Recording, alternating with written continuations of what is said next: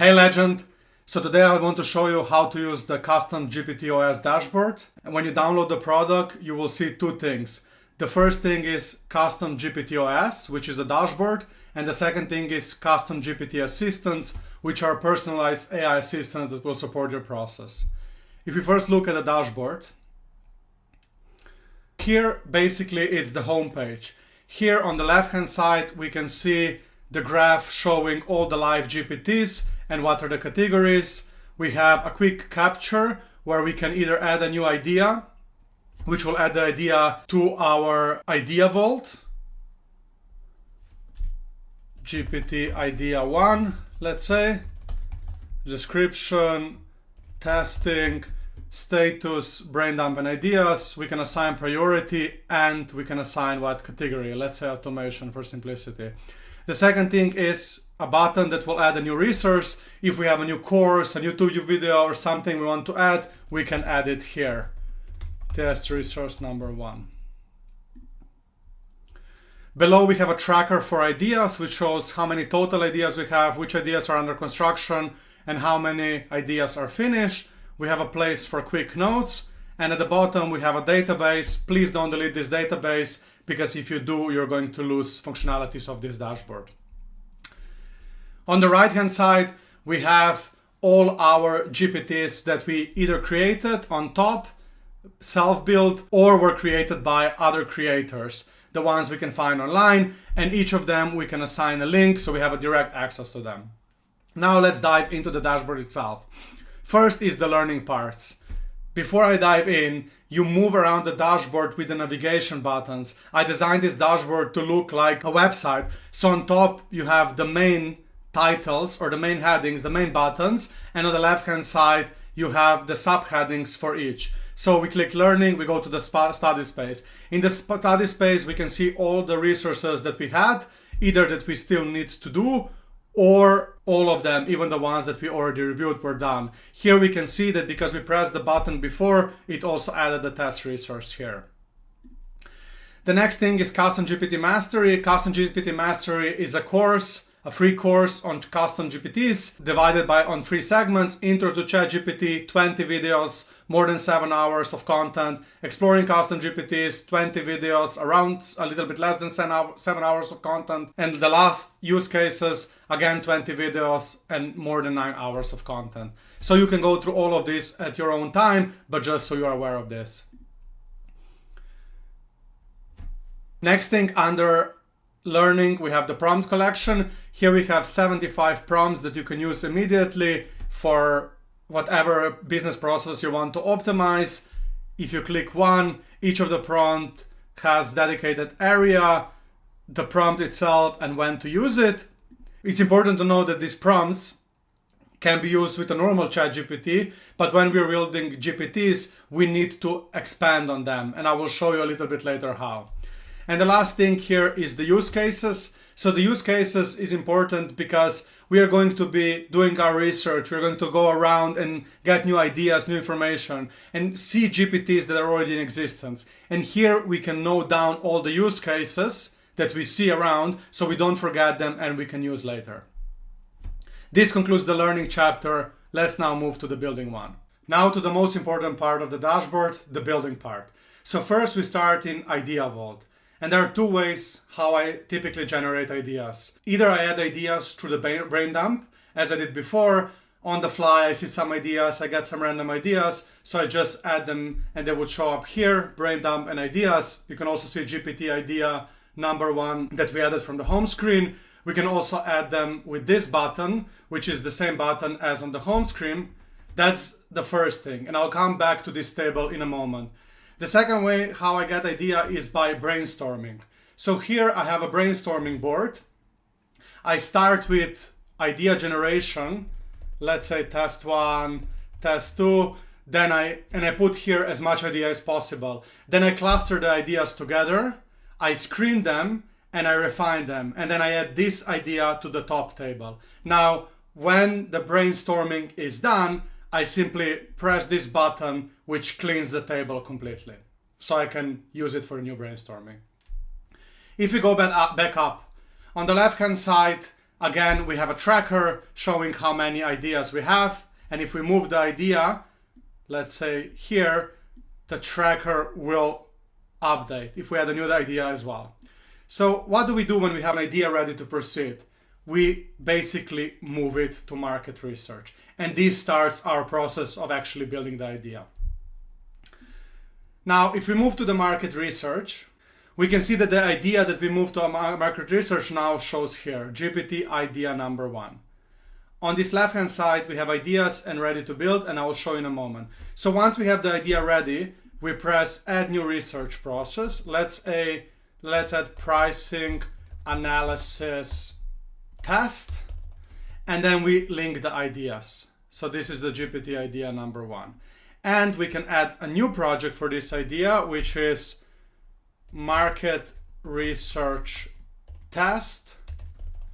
And we also add it to the same ideas.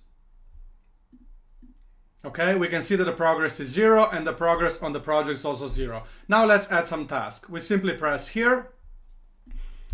We add a task number 1, test, the project, that's a pricing analysis test, description, find 5 prices for comparative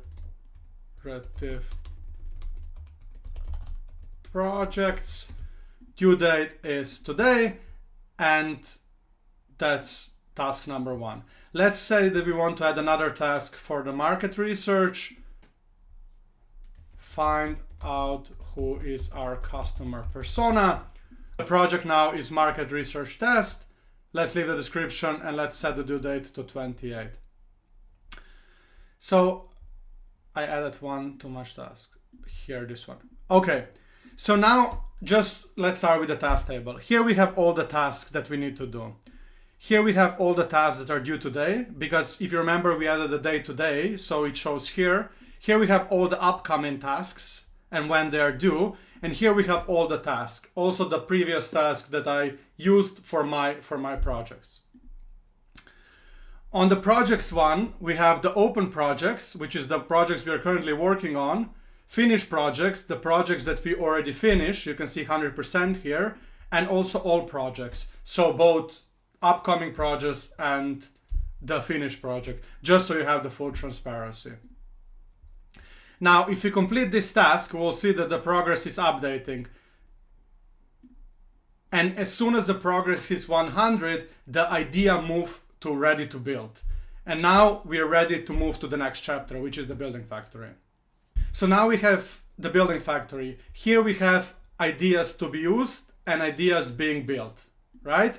Ideas to be used, we simply press build product now, and it will move it to the building factory. We will unfortunately need to rename it. Let's rename it, I don't know, customer avatar.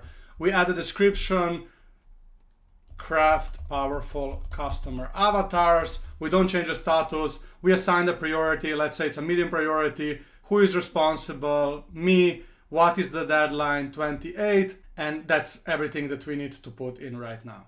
Okay? So now we can see that the idea moved from ideas to be used to the ideas being built, okay? And if we look at the building factory at the bottom, we can see our idea being here. This building factory, again, we have different views, Kanban board, by date, by priority. If we go back, let's say we're now working on these ideas. So we didn't start it yet. As soon as we started, we put it under building. When we are working on the idea, we start by adding the GPT name. Then we add the description. Then we add the prompt, key role, task, specific, example notes. Then we can add the conversation starters. We can upload the knowledge. We can turn on the capabilities. And if we are using the APIs, we can also add the API schema or whatever actions we are using. If we go up, we can also node capabilities here. And we can also upload the knowledge file here. That's just for us to find it easier. Now, here comes the beautiful part. Because we are going to be working on this idea more and more, we are going to have different versions. And I found a way how to save these versions because I was always losing them. And then I wanted to go back 3 versions because something didn't work and I couldn't. So what you do is you simply press Control and press on this one and then copy paste it, Control C, you create a new version here, you add the date, so today date, I usually add the time as well. What is the product that's being built? This is the customer avatar, and you simply copy paste it here. So this will basically keep all your versions even when you will improving it. And then when you want to add a new version, you simply add a new one. Let's say now this is done. So we move it to testing, we test it, and then it's completed. Once we put it to done, it's going to show on the bottom. And we simply drag and drop it from the left-hand side to the right-hand side. Again, it's going to lose the name, so we just need to repeat the name. We click on it. We add Avatar Architect. We add the category, so this is sales and marketing. And we can also add the link here.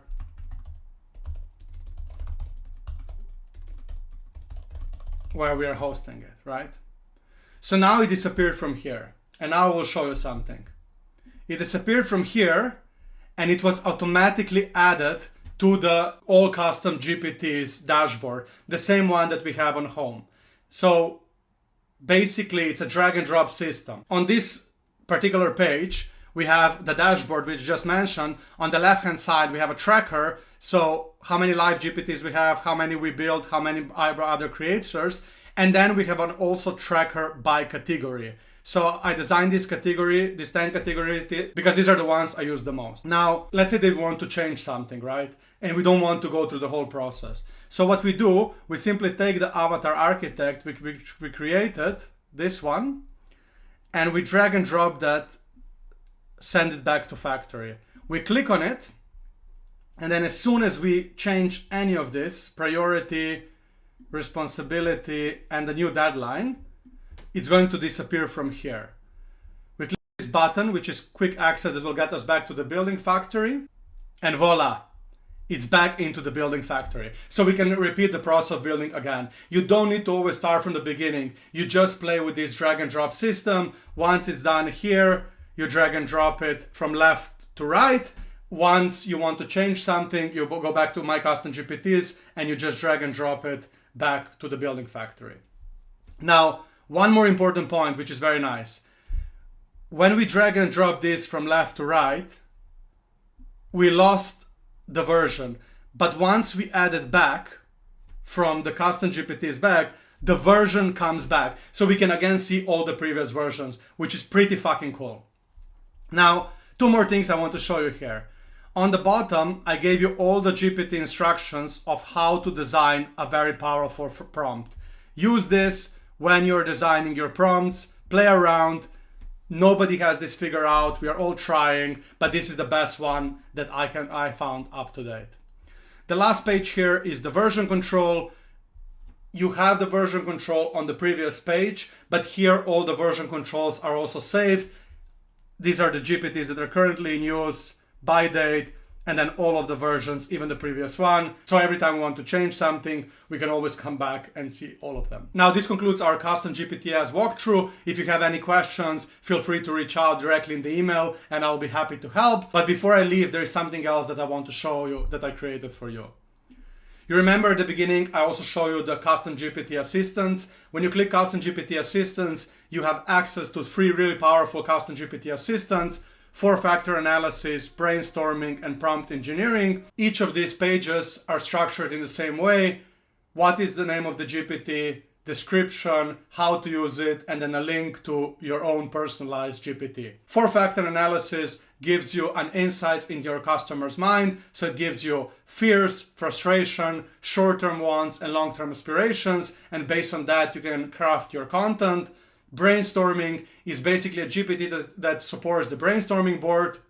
It helps you to brainstorm great ideas and it guides you through the whole process. So instead of you using the team members to brainstorm, you simply use this GPT and you talk with him and it will guide you through the whole process and brainstorm with you. And prompt engineering is the prompt master GPT, is the GPT that will actually allow you to craft the best prompts based on the knowledge that I collected and I put into this Custom GPT. At the beginning, you can use it to craft your prompts, but the more you're going to expand the better you're going to get. That's everything, ladies and gentlemen. I hope you enjoyed it. I really hope you're going to try out the Custom GPT. Once you do, feel free to reach out and let me know how it goes. And yeah, I love you. See you in the next one.